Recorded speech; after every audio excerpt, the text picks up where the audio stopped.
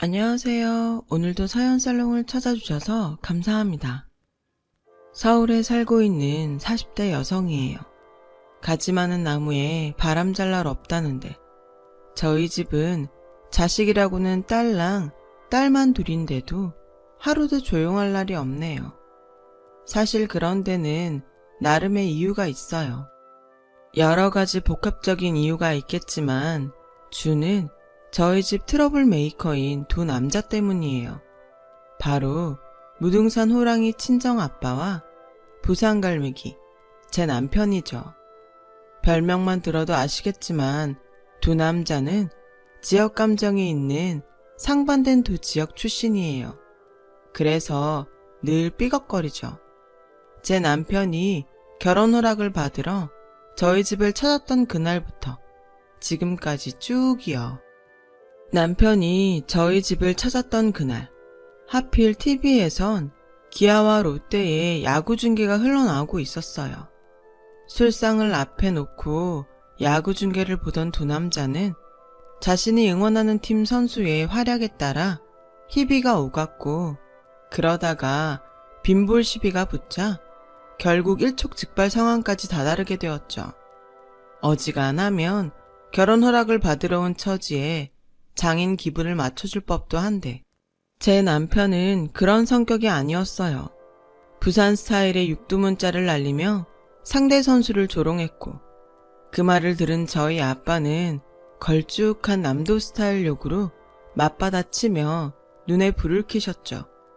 그래도 두 남자 모두 성인인데 뭔 일이야 있겠냐 했던 저와 엄마는 주방에서 과일을 깎고 있었는데 그 순간 우당탕 하는 소리와 함께 술상이 현관 앞까지 날아가지 뭐예요.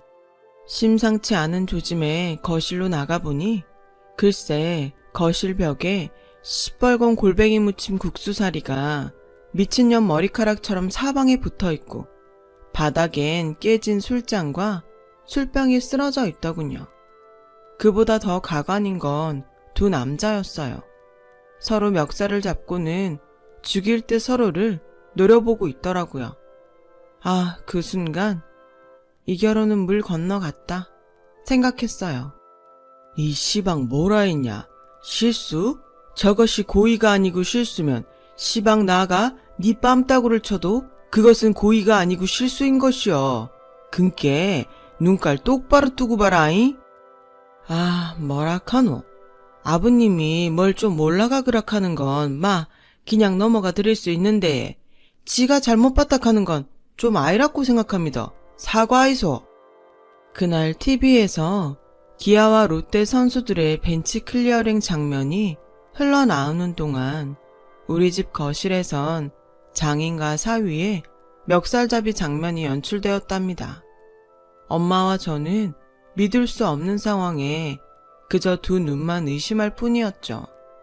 어린 여동생은 경찰을 불러야 한다고 전화기를 들고 설쳤고, 두 남자는 1시간 가까이 서로의 멱살을 쥔 채 기싸움을 이어나갔어요.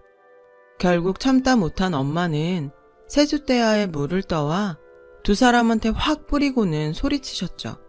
둘 다 그만 못해, 이 미친 망아지 새끼들아! 이후 엄마의 입에서는 개나리, 미나리는 명함도 못 내밀 거친 욕설이 흘러나왔고, 그 욕을 고스란히 듣게 된 두 남자는 휘둥그레진 눈으로 마른 침만 꼴깍 삼켜야 했어요. 난생 처음 엄마의 신기에 가까운 욕설을 듣게 된 여동생은 연신 대박을 외쳐댔고요. 이미 일찌감치 이모들을 통해 엄마의 과거를 알고 있던 저는 남편한테 창피해 고개만 푹 숙이고 있었죠. 사실 저희 엄마가 소시적에 껌 좀 씻던 분이거든요. 신혼 초에 이 사실을 알게 된 아빠는 저희 외가를 찾아가 외할아버지한테 명백한 사기 결혼이라고 땡깡을 부리기 일쑤였다고 하더라고요. 그런 엄마가 조신한 여성으로 거듭난 건 제가 태어나고부터였대요. 엄마가 되기 위해 스스로를 다잡은 거죠.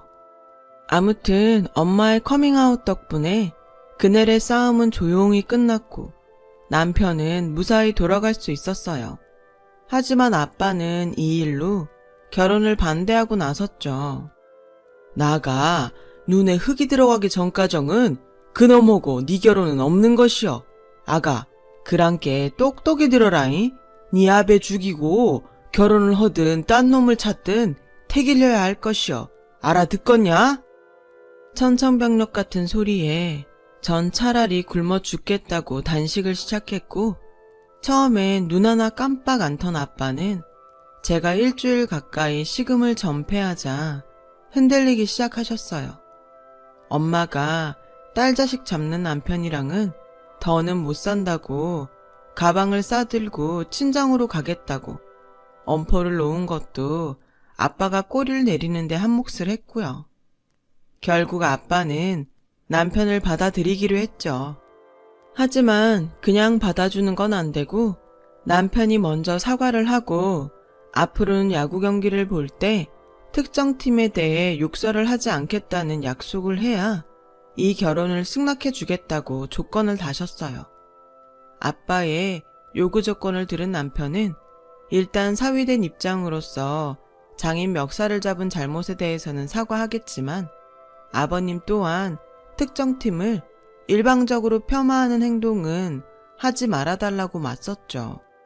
그러자 중간에서 이 상황을 조율하던 엄마는 특단의 조치를 내렸어요. 앞으로 이 집에서 두 사람은 평생 야구 중계를 볼 수 없어. 더 이상 토달면 나도 못 참아. 알았어? 엄마의 결정에 아빠와 남편은 황당한 표정이었지만 결국은 받아들였어요. 그렇게 힘겨운 과정을 거친 끝에 우리는 결혼 허락을 받았고 그해 가을에 결혼식을 하기로 했어요. 하지만 얼마 뒤 또다시 위기가 찾아오고 말았어요. 문제는 결혼식을 어디서 하느냐였어요.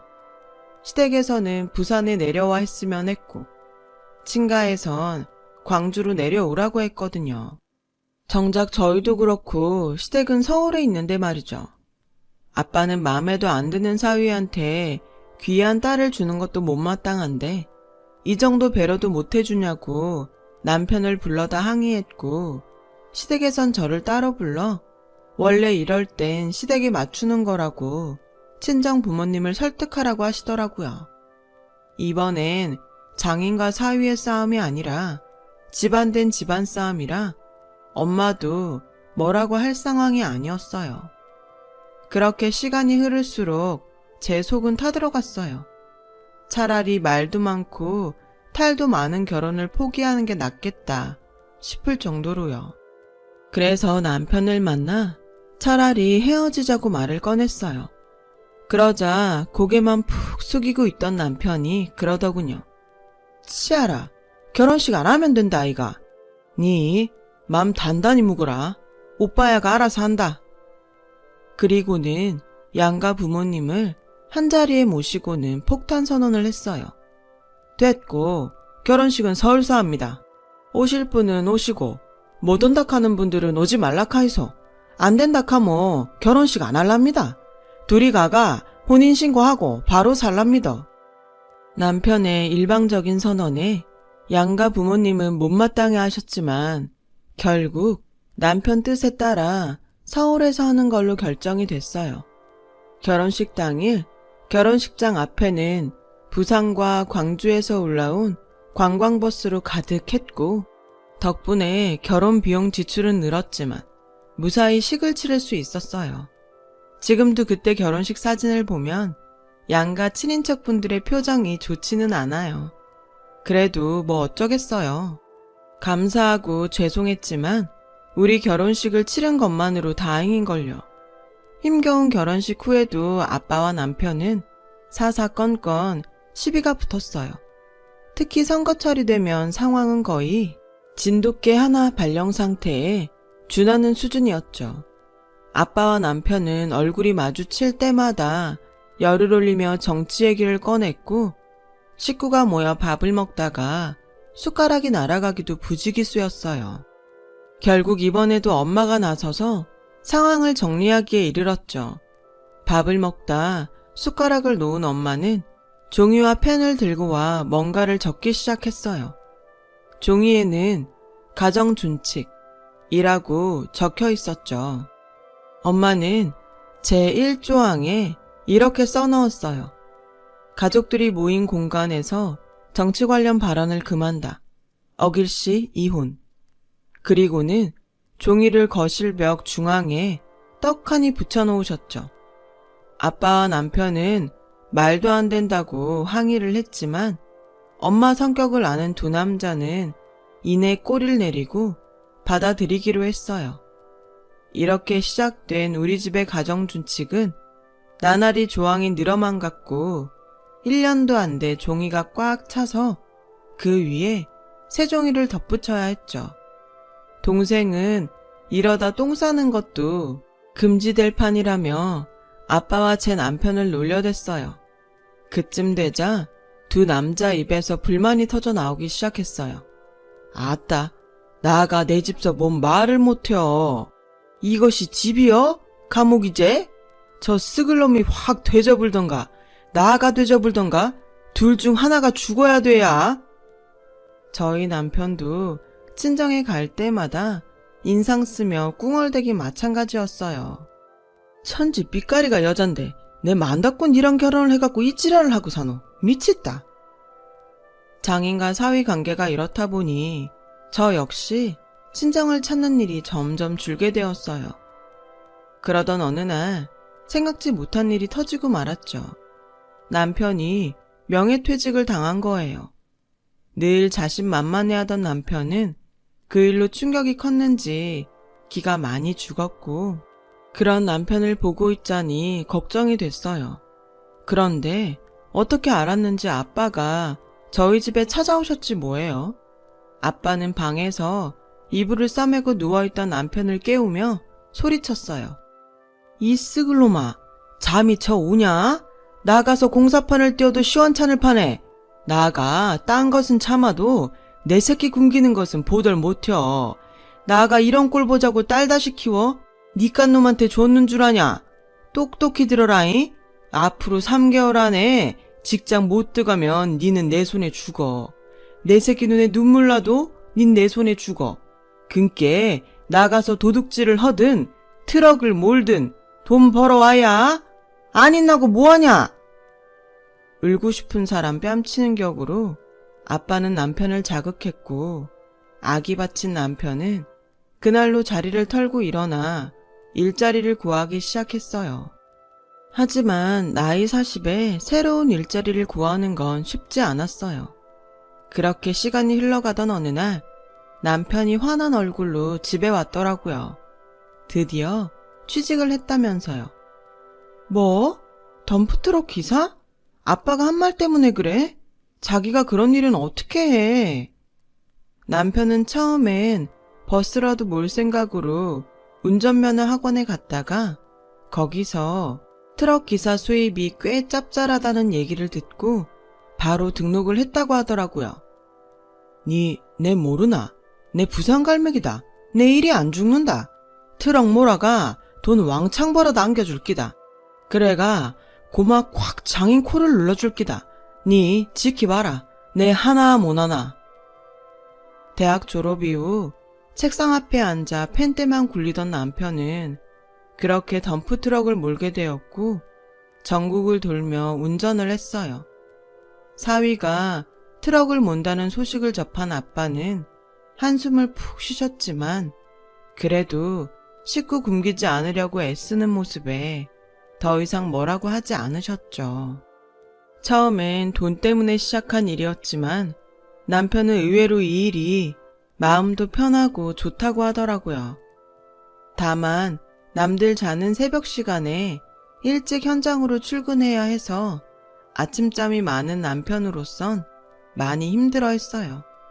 한 성격 하는 사람이 중간 소개업자들의 횡포를 참는 것도 힘든 일이었고요. 그래도 마지막 기회라는 생각으로 남편은 잘 버텨주었죠.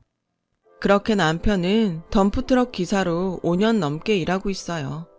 그 사이 저랑 7살 차이가 나는 여동생은 지인 소개로 만난 남자와 결혼을 하겠다며 집에 데리고 왔어요.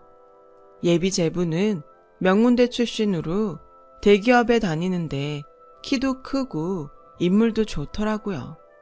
게다가 매너도 좋고 저희 아빠한테는 어찌나 아들처럼 살갑게 굴던지 제 남편과 엄청 비교가 될 정도였죠.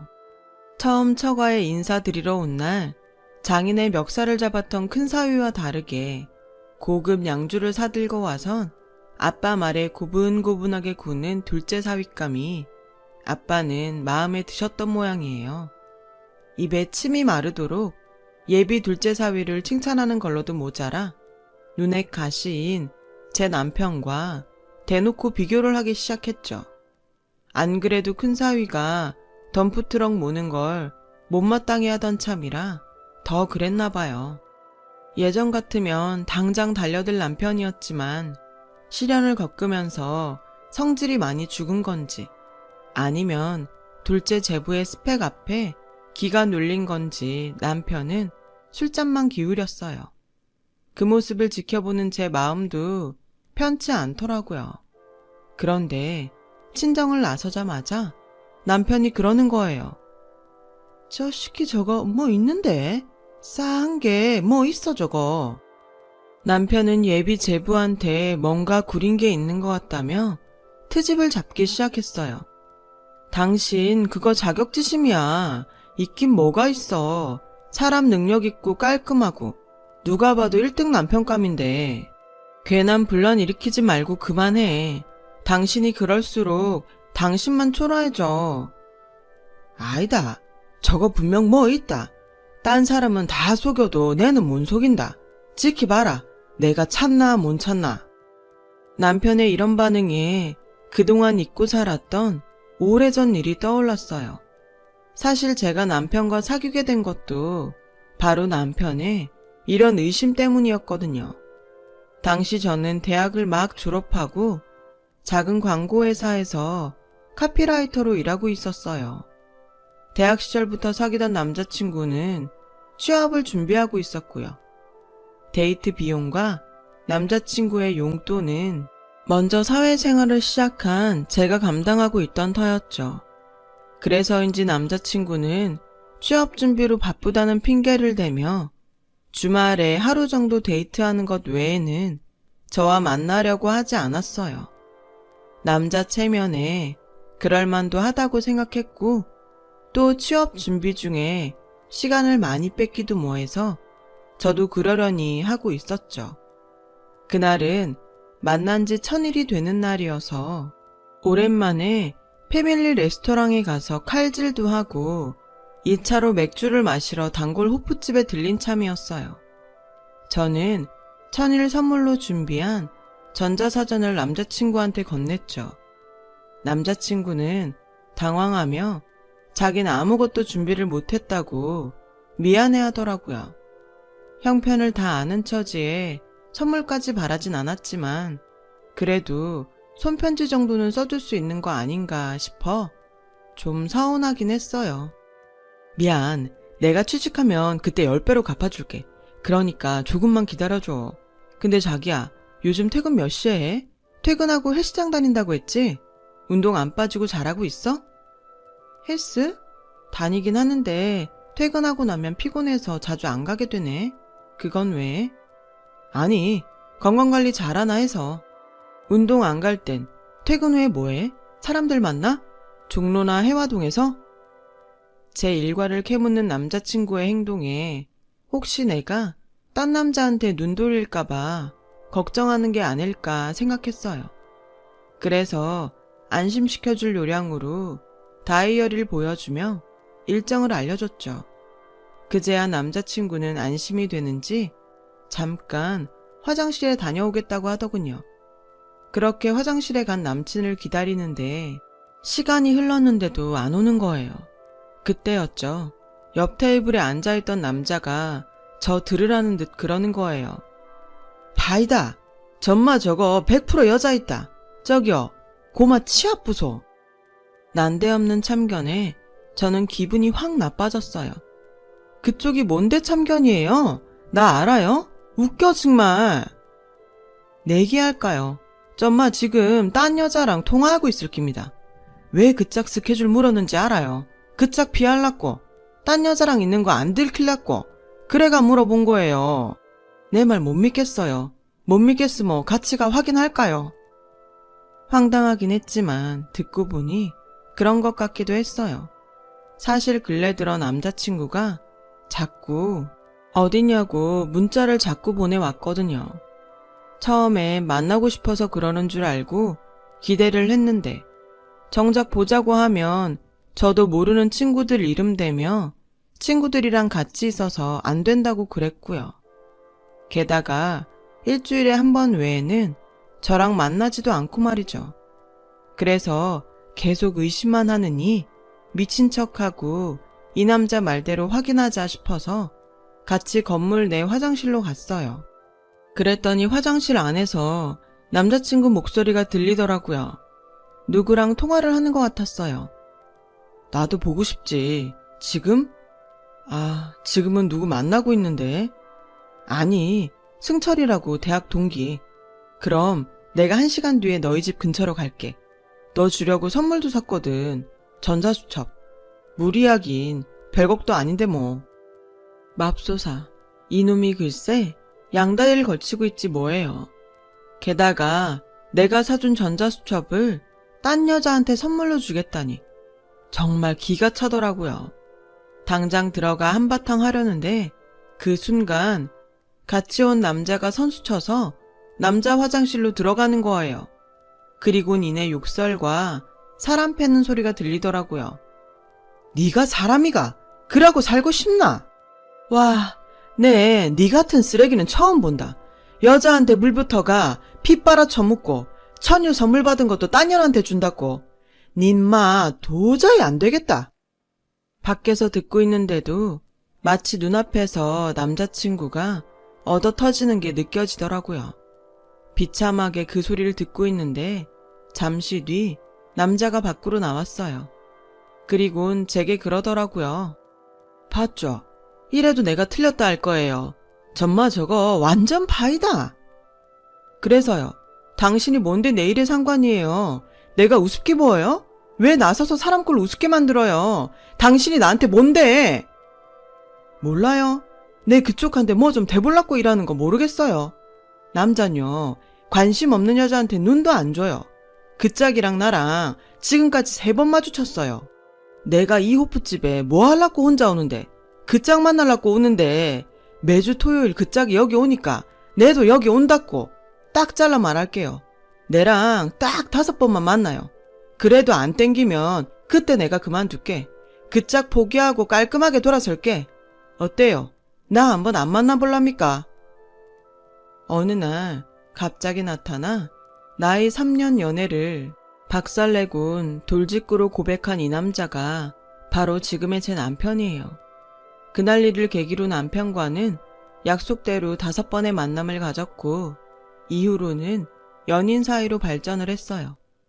거칠고 무대뽀지만 남편은 제게 늘 솔직했고 늘 한결같은 사람이죠. 그런 남편이 예비 제부를 의심한다니 솔직히 걱정이 되긴 했어요. 제 남편이 그쪽으로 촉이 발달했거든요. 거기다 의심이 가기 시작하면 뻗치기를 하며 끝까지 매달려 증거를 잡아내는 성격이기도 했고요. 아니나 다를까 남편은 일도 접고 예비 제부의 뒤를 밟기 시작했어요. 새벽에 나가서 밤 늦게야 돌아오곤 했죠. 일할 때는 그렇게 힘들게 일어나던 사람이 이럴 땐 안 깨워도 자동으로 일어나더라고요. 얼마 뒤 예비 시댁에서 결혼 승낙을 받은 여동생은 상견례 날짜를 잡았어요. 그때까지도 남편은 변변한 증거를 못 찾았는지 예비 제부 뒤를 따라다니며 뻗치기만 주구장창하고 있더라고요. 그 모습이 안쓰럽고 답답하기도 했어요. 이제 그만해. 아닌 거야. 뭐가 없으니까 그렇게 파도 안 나오지. 제발 부탁이니까 상견례만큼은 조용히 지나가자. 그리고 일은 안 해? 돈 안 벌어? 그동안 꾹 참아온 저는 아침 일찍 나서는 남편의 등짝을 때리며 한 소리 했어요. 그런데도 이 인간은 들은 척도 안 하고 나가더라고요. 의심도 병이란 말이 딱이었죠. 그렇게 시간은 지나 동생의 상견례 날이 되었어요. 혹시라도 남편이 엄한 짓을 할까봐 내심 걱정을 하고 있었는데 의외로 남편이 잠잠하더라고요. 부모님을 모시고 상견례를 하기로 한 한정식 집에 막 들어섰는데 이미 예비 사돈댁분들이 와 계시더라고요. 그래서 가볍게 인사를 하곤 다들 자리를 잡고 앉았어요. 잠시 뒤 종업원이 와서 주문을 받았어요. 그런데 남편이 한 사람 더 올 거라면서 1인분을 더 주문하더라고요. 저는 소리 죽여 남편한테 물었죠. 누가 오는데? 그러자 남편이 보면 안다면서 입을 꾹 다물더라고요. 음식이 나오기 전까지 양가 부모님은 화기애애하게 결혼 진행에 대해 얘기를 나누셨어요. 그런데 그 와중에도 제 남편은 마주 앉은 예비 제부를 노려보며 마치 링 위에 올라 시합 시작을 기다리는 복서처럼 때를 기다리고 있지 뭐예요. 순간 머리카락이 쭈뼛 서더라고요. 그간 살면서 경험한 바로는 잠시 뒤 제 남편이 뭔가 사고를 칠 게 불보듯 뻔했거든요. 그리고 잠시 뒤 남편 핸드폰으로 문자가 왔어요. 문자를 확인한 남편은 그제야 때가 왔다는 표정으로 입을 열더군요. 실례지만 제가 한 말씀 드려도 될까요? 암만 생각해도 저는 이 결혼은 아이라고 생각합니다. 자, 진정들 하시고 사람 얘기는 끝까지 들어봐야 한다 아닙니까? 형부로서 내는 내 처제를 전마한테 줄 수가 없다고 생각합니다. 이유는 전마 스스로 잘 알고 있다 아닙니까? 야, 네 입으로 부르라. 존말할 때 한 점의 의욕도 없구로 똑똑히 다 부르라. 안 그러면 내 못 참는다. 남편의 느닷없는 경고에 분위기는 싸해졌어요. 여동생은 금방이라도 눈물이 터질 것 같은 표정이었죠. 저희 아빠는 주먹을 불끈거리며 제 남편을 노려보고 있었고요. 예비 제부는 영문을 모르겠다는 표정으로 도대체 자기한테 왜 이러냐고 되묻더군요. 그러자 남편이 목줄 풀린 도사견처럼 달려들어 예비 제부의 멱살을 쥐었어요. 그러자 아빠가 버럭하셨죠. 시방 뭐하는 짓이여? 저 썩을 놈이 또 지랄이여. 이 미친놈아, 그 손 안 놓냐? 아버님, 나 좀 믿어봐요. 이놈 여자 있어요. 살림 차려놓고 그 집사 여자랑 처 살고 있다고요. 임마, 말해라. 존말할 때 말해라. 니 귀신은 속여도 내는 못 속인다. 쌍문동 땡땡 아파트 119동 1203호. 여자 이름은 정유경이. 맞제? 니 그 여자랑 2년 동거했고 그전엔 직장 동료랑 반년 살았제? 놀랐는갑네. 그랄기야. 내 좀 한다. 니 어제도 그 집에서 자고 왔제? 경비 아저씨가 극하더라. 니들 신혼부부라고. 니 단다해 들으라. 내 니 같은 놈들 잡아먹는 저승사자다. 내 딴 건 몰라도 내 식구들, 특히 여자들 건드리는 놈은 용서 못한다. 니 오늘 저승 구경 한번 가보자. 말이 끝나기가 무섭게 남편은 예비 제부한테 주먹을 날리려고 하더라고요. 예비 사돈 부부는 달려들어 주먹은 막았지만 제 남편은 끝까지 잡은 멱살을 놓지 않았죠. 그때였어요. 음식을 들고 들어오던 종업원이 홀 안에서 벌어진 상황에 비명을 지르며 음식 접시를 떨어뜨리곤 도망갔고 뒤이어 웬 젊은 여자가 안으로 들어왔어요. 유경씨 왔어요. 남편은 그제야 멱살을 놓으며 여자를 반갑게 맞았어요. 여자의 등장에 예비 제부는 귀신이라도 본 사람처럼 놀라더군요. 자기야, 이게 무슨 상황이야? 정말 놔두고 딴 여자랑 결혼하는 거야? 말해봐, 어떻게 된 거냐고. 여자는 손을 바들바들 떨며 소리쳤고 예비 제부는 눈알을 굴리며 버벅댔어요. 자기야, 그게 아니라... 미안. 그 모습에 여동생은 울음을 터뜨렸어요. 그러자 상황 파악이 깨끗하게 끝난 저희 아빠는 무등산 호랑이로 변신해 예비 제부한테 달려들었죠. 니미를? 니가 사람 새끼여? 니가 시방 내 새끼 눈에서 눈물을 뽑아야. 아들, 뭐하냐? 저 시기 당장 조져불어! 아빠의 말이 떨어지기가 무섭게 남편은 예비 제부한테 정광석화처럼 빠른 주먹을 연타로 날렸어요. 그 옆에선 저희 아빠가 찰지고 리듬감 있는 전라도 욕으로 마치 랩을 하듯 끊임없이 퍼부어댔고요. 예비 안사도는 자기 아들 죽는다며 저희 아빠와 제 남편한테 욕을 해댔고 그 모습에 광분한 저희 엄마는 껌 씹던 시절로 돌아가 안사돈을 욕설로 넉다운 시켜버렸죠. 동생은 울고 형부는 패고 아빠는 욕 랩에 엄마는 욕 트로트. 저를 제외한 온 가족이 다이나믹한 무대를 장식했고 이 모습을 구경하려는 식당 직원들과 손님들로 입구는 꽉 막혀서 예비사돈 식구들은 도망도 못 가고 안에 갇혀 있었죠. 한바탕 난리를 끝낸 우리 식구들은 친정에 모여 짜장면에 탕수육을 먹었어요. 상견례장에서 엄청난 시련을 당한 여동생은 질질 짜며 안 먹겠다고 했지만 남편이 기어이 끌고 나와 입에 짜장면을 밀어 넣었죠. 그러면 안 돼. 먹고 잊으라. 형부가 깔쌈한 놈으로 다 소개해주게. 니는 잘 묻고 잘 싸고 그놈아만 잊으라. 그러면 다 된다. 내 못 믿나? 남편은 자신감 충만했던 예전의 모습으로 돌아와 동생을 위로했어요. 아빠는 그런 사위의 짜장면 그릇에 슬그머니 탕수육을 올려주셨죠. 근데요, 아버님, 아까 지한테 뭐라 했죠? 아들이라고 했든가. 고마 잘못 들었나 싶은데. 아따, 급헌디 뭔 말을 못혀. 쓰잘데기 없는 소리 말고 싸게 처묵어. 면 부르면 맛없은께. 아빠는 창피했는지 얼굴이 벌겋게 달아올라서는 짜장면을 드셨어요. 남편은 씩 쪼개면서 아빠가 건네준 탕수육을 맛있게 먹었죠. 그리고 나중에 엄마한테 들은 얘긴데 제 남편이 실직했다는 소리를 들었을 때 아빠가 그러시더래요. 그놈이 자존심 세고 성격이 센 놈이라 이대로 두면 영영 못 일어날지 모른다고. 사위도 아들인데 어떻게든 살려야 하지 않겠냐며 바로 저희 집으로 달려가셨다고요. 남편의 성격을 아는 아빠는 위로보다는 승부욕을 돋게 해서 털고 일어나게 하려고 제 남편을 자극했던 거예요. 덕분에 남편은 털고 일어났고 다시 예전의 모습으로 돌아온 거죠. 10년 결혼 생활을 하는 동안 남편도 저희 아빠도 이제는 끈끈한 부자 사이가 되었어요.